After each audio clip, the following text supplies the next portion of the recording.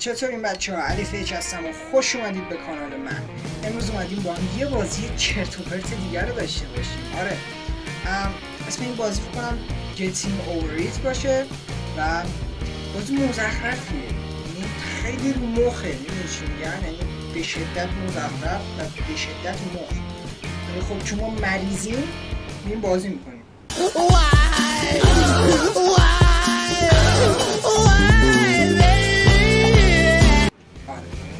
دوستان اول بگم که لطفا سابسکرایب رو همین الان بزنید و اگه خوشتون اومد تا آخرین ویدیو به ما لایک بدید حتما و کامنت هم بذارید، برام خیلی مهمه. پس بدون هیچ معطلی بریم سراغ بازی. این بازیه، یارو تو کوزه است، مرد کوزه‌ای. هدف این بازی طوری که سازندش گفته هیچی نیست. هر چند وقت یه بارم یارو سازنده میاد یه گویی میخوره میره، ولی گوه میخوره. شما دقت نکنید.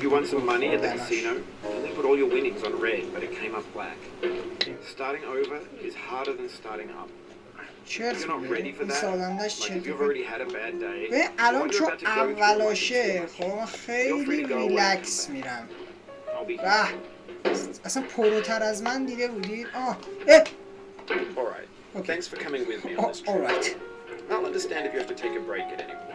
اصلا حرفه‌ای تر از من تو این بازی نیست. Okay. Even your mistakes. آب میپاچه چرا ازش؟ This game is a homage to a free game that came out in 2002 titled Sexy Hiking. The author of that game was Jazuo, a mysterious Czech designer who was known at the time as the father of B games. B games are rough assemblages of found objects. Designers slap them together very quickly and freely, and they're often too rough and unfriendly to gain much of a following. They've got more for the joy of building them than as polished products.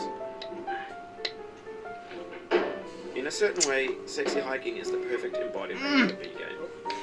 It's built almost entirely out of found and recycled parts, and it's one of the most unusual and unfriendly games of its time. In it, your task is simply to drag yourself up a mountain with a hammer. And that act of climbing, in the digital world or in real life, has certain essential properties that give the game its flavor. No amount of forward progress is guaranteed. Some cliffs are too sheer or too slippery, and the player is constantly, unremittingly in danger of falling and losing everything. Anyway, when you start Sexy Hiking, you're standing next to this dead tree that blocks the way to the entire rest of the game. It might take you an hour to get over that tree. A lot of people never got past it. You prod and you poke at it, exploring the limits of your reach and your strength, trying to find a way up and over. And there's a sense of truth in that lack of compromise. Most obstacles in video game worlds are fake. You can be completely confident in your ability to get through them once you have the correct method, or the correct equipment, or just by spending enough time.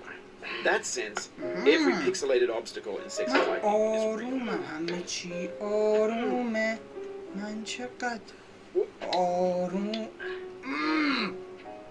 Oh, you just lost a lot of progress. Shut the fuck up! That's a deep frustration. Real punch in the gut. مرد کوزه‌ای، مردی در اعماق کوزه. کوزه نیست دیگه.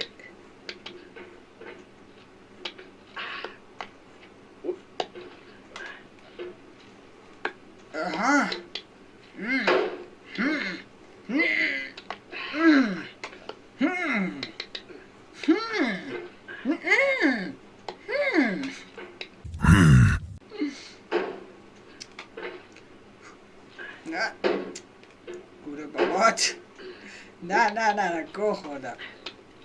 گوره بابات نه. Oof, sorry about that. 6.5 hours later. اوکی پس خیلی آروم. همینه که هست. نه آره نه. Happen again. Keep on trying. Don't let it get to you. Keep on trying. Approximately 10 hours later. من اینجا رو رد می کنم. آها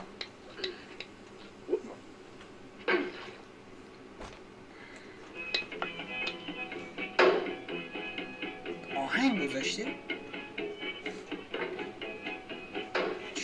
آهنگ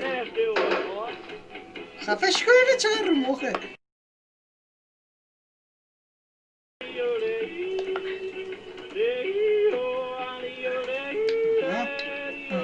آها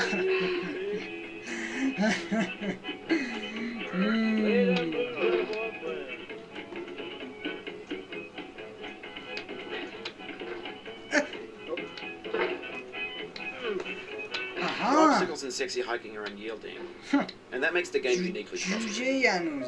But I'm not sure Jazro intended to make it frustrating. The frustration is just essential to the act of climbing. It's authentic to the process of building a game. Funny thing happened to me as I was building this mountain. I'd have an idea for a new obstacle, and I'd build it, test it, چک and پوینت it چرا would usually نداره turn این out to be بازی؟ unreasonably hard. چه But I couldn't bring ریلکس myself داره to حرف make it easy. میزنه. It already felt like my inability to get past a new هلیکوپتری obstacle was my fault as a player rather than as a builder. Imaginary 75 years later. یس به این میگن بازیکن فاک قهار نخار. the pain I feel now is the happiness I had before. That's the deal. دستای من به جای یارو خسته شد. نه نه آها آها همینه همینو میخواستم همینو میخوایم ها. باریکلا باریکنداک یکی مگه آها همینو میخواستم. چرا نمیرم؟ چه سخته. وایسا وایسا وایسا. آها همینه. ببین اینجا بمیری میکشمت. خب اوه ها ها اینجا دیگه کدوم قبرستونیه؟ چجوری ببینم؟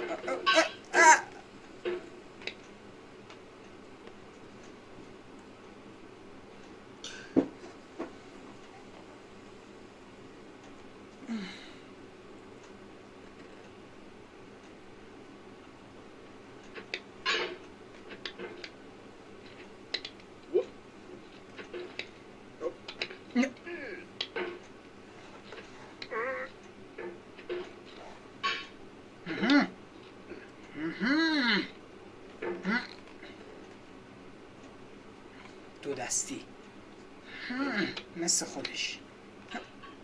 نه نه نه نه دو دستی اصلا کار نمیکنه. یه دستی When you're building a video game world, you're building with ideas. And that can be like working with quickset cement. You mold your ideas into a certain shape that can be played with. And in the process of playing with them, they begin to harden and set until they're immutable, like rock. And at that point, you can't change the world. Not without breaking it into pieces. 2000 years later. خب فرض کن اون بالا یه چیزیه، یه جایزه. فرض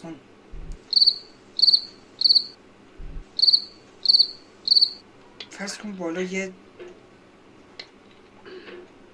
کوفتی هستی. خب فرض کن دی. من که نباید فرض کن، تو باید فرض کنی. I feel within me a peace above all earthly dignity. آقای A still and quiet conscience. ریدی. آقای چی بود؟ دیگی. وای 3000 years later.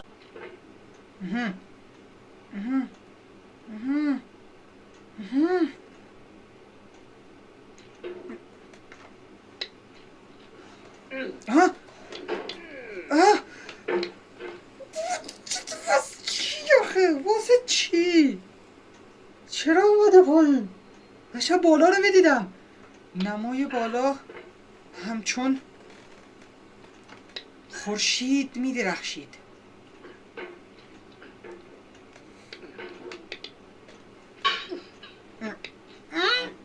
You don't stand and brave and cry. I am not there. I did not die. Mary Fry.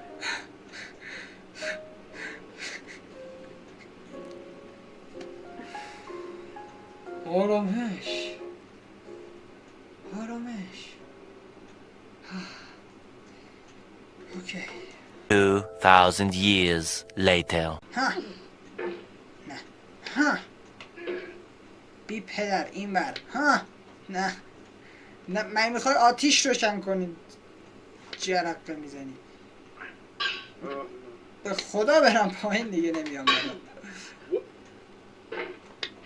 Of all sad words of tongue or pen, the saddest are these. It might have been John Greenleaf. خیلی خوب دوستان، امیدوارم از این ویدیو لذت برده باشید. تو کام 1 ساعتی شد دارم رکورد میکنم. با سابسکرایب کنید، در این زحمت های ما حداقل یه کامنتی لایکی چیزی بذارید و خیلی ممنون که تا اینجا همراهیمون کردید. تا دیداری دیگر، بدرود. La la la la